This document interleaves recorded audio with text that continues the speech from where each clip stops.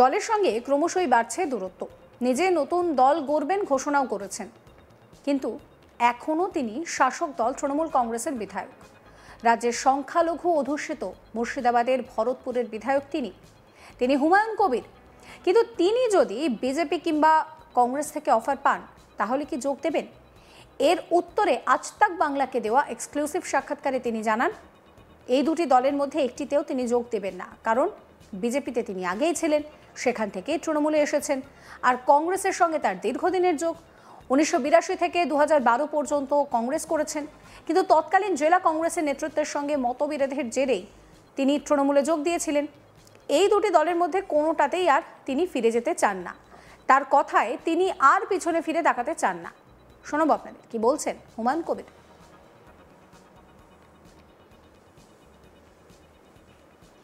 BJP বা অন্যান্য কংগ্রেস, আপনি কি যাবেন? যে দুটো দলের নাম করলেন, আমি বিজেপিতেও গেছিলাম, সেখান থেকে চলে এসেছি। আর আমার রাজনৈতিক জীবনের সূচনাটাই 1982 সাল থেকে 2012 সাল অবধি, দীর্ঘ 30 বছর কোনো কিছুর লালসা, লোভ, কোনো উপঢৌকনের বিনিময়ে দল করিনি। একদম নিষ্ঠার সঙ্গে মার্ক্সবাদী কমিউনিস্ট পার্টির যে সরকার ছিল, সেই সরকারের এগেনস্টে অনেক কেস খেয়েছি, অনেক আঘাত পেয়েছি, অনেক লড়াই করেছি, অনেক মানুষের জন্য আন্দোলন করেছি। এই করেই আমি 30 বছর টিকেছিলাম। তারপরে এখন যে জায়গায় আছি সেটা শাসক দলে আছি। কাজেই আগামী দিনে কোনো প্রশ্নই আসে না যে বিজেপিতে ফেরত যাওয়া বা কংগ্রেসে ফেরত যাওয়া, কারণ কংগ্রেসটা আমি 30 বছর পরে ছাড়তে বাধ্য হয়েছিলাম। আমার কংগ্রেস দলের যে সর্বময় নেতৃত্ব ছিল আমার জেলায়, তার কিছু আচরণের জন্যই কিন্তু আমি কংগ্রেস দলটা ছেড়েছিলাম। অনেকে নিন্দুকেরা আমার সম্বন্ধে অনেক কিছু বলে, যে তারা বলবেই যে আমি লোভী, আমি কিছু পাওয়ার জন্য কংগ্রেস দল ছেড়ে আমি সেই দলে এসেছি। কিন্তু সেই দলের নেতৃত্বরাও এখনও আছে বলব, এবং যে দল ছেড়ে এসেছি সেই দলের নেতাও আছে। তাদেরকে জিজ্ঞেস করলে তারা কোনো আকর্ষণ প্রমাণ দিতে পারবে না যে আমি আমার ব্যক্তিগত স্বার্থের জন্য কংগ্রেস ছেড়েছি বা ব্যক্তিগত স্বার্থ পূরণ করার জন্য তৃণমূল কংগ্রেসে এসেছি। এটা আমার কাছে সর্বোচ্চ নেতৃত্বরা আমার বিরুদ্ধে সেই আকর্ষণ প্রমাণ দিতে পারবে না। আমি দল করি আম জনতার সুবিধার্থে, আম জনতাকে পরিষেবা দেবো, আম জনতার পাশে থাকবে, এর জন্য দল করি। তাই দল চেঞ্জ করেছি। অনেকেই বলে যে বারবার দল বদল, কী কারণে করেছি?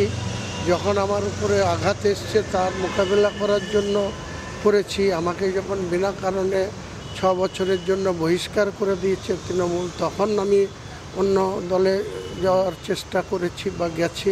এটা সব আমার কাছে অতীত হয়ে গেছে।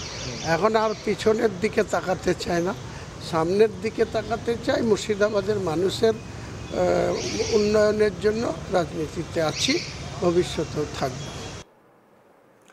আগামী 3 বছরে বাবরি মসজিদ নির্মাণের কাজ শেষ করার লক্ষ্যমাত্রা নিয়েছেন হুমায়ুন কবির। এই মসজিদ তৈরির কাজে একটি ট্রাস্ট গঠন করা হবে বলে জানিয়েছেন তিনি।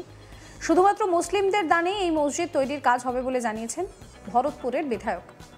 কি দিয়ে মসজিদ তৈরি হবে সে বিষয়ে তিনি বলছেন যে সেখানে আধুনিক জিনিসপত্র দিয়েই কিন্তু মসজিদ তৈরি করা হবে। মসজিদের পাশে প্রস্তাবিত হাসপাতাল, স্কুল, রেস্তোরাঁ তৈরির কাজে সরকার প্রয়োজন মনে করলে সাহায্য করতেই পারে বলে জানিয়েছেন হুমায়ুন কবির। কে বলছেন তিনি, শোনাবো। আমরা পশ্চিম বাংলায় 37% মুসলমান বসবাস করে। তাদের বহু গ্রামে গ্রামে শহরে যে যেখানে আছে তাদের মসজিদ নির্মাণ আছে। তারা নিজেরা মতো করে নামাজ পড়ে। মসজিদের কাজই হচ্ছে নামাজ পড়া, 5 ওয়াক্ত নামাজ আদায় করার জন্য মসজিদের দরকার হয়। সেই মসজিদ বহু আছে, তবুও বাবরি মসজিদের একটা সেন্টিমেন্ট জড়িয়ে আছে, একটা আবেগ জড়িয়ে আছে মুসলমানদের কাছে। যেহেতু একটা ঐতিহাসিক সৌধ 400 বছর ধরে খাড়া ছিল, সেটা যদি অটোমেটিকলি ভেঙে পড়তো বা নষ্ট হয়ে যেত তাহলে ব্যাপার আলাদা ছিল। সেটাকে ভেঙে ফেলা হয়েছিল। গোটা বিশ্বের লোক জানে, ভারতবর্ষের মানুষ জানে যে 6 ডিসেম্বর কিছু কর সেবকরা সেটাকে ভেঙে ফেলেছিলেন। তারপরে অনেক আইনের জটিলতা, অনেক ট্রাস্টির সঙ্গে রামলীলা ট্রাস্টির যে বিবাদ, সব তো এখন মিটে গেছে। কাজেই এখন নতুন করে বাংলার মধ্যে যে জেলায় সব থেকে বেশি মুসলিম আবাদি বা মুসলিম বসবাস করে, প্রায় 100টার মধ্যে 72টা, সেই জেলার বেলডাঙ্গাতে একটা বাবরি মসজিদ হলে অমুসলিম ভাইদের অখুশি হওয়ার কোনো কারণ নেই, বা তিনাদের কোনো আঘাত করার জন্য এটা করা হচ্ছে না। ওনারাও কেউ কেউ বলেছেন বাবরি মসজিদ হলে আমরা রাম মন্দির করব। আমি সেই সমস্ত সনাতন ধর্মাবলম্বী মানুষের কাছে বলবো সরাসরি ওয়েলকাম, আপনারা মুর্শিদাবাদে যেখানে খুশি যেভাবে আপনারা মন্দির নির্মাণ করতে চান করতে পারেন। আমরা কারো অহিংসা নীতি নিয়ে বা কাউকে মন্দির করতে দেব না, এটা কল্পনাও করি না। কিন্তু আমাদের একটা ঐতিহাসিক শোধ ছিল, সেটা নষ্ট হয়েছে, সেটা পুনঃপ্রতিষ্ঠা করার জন্য আমি এই ঘোষণা করেছি, বা এটা ইনশাআল্লাহ এটা ভালোভাবে তৈরি হয়ে যাবে 3 বছরের সময়ের মধ্যে। 6 তারিখ থেকে শিলান্যাস হচ্ছে এবং কি কি পরিকল্পনা রয়েছে, কিভাবে এটা বানানো হবে, কি মেটেরিয়াল ইউজ করা হবে, পাথর নাকি সেগুলো?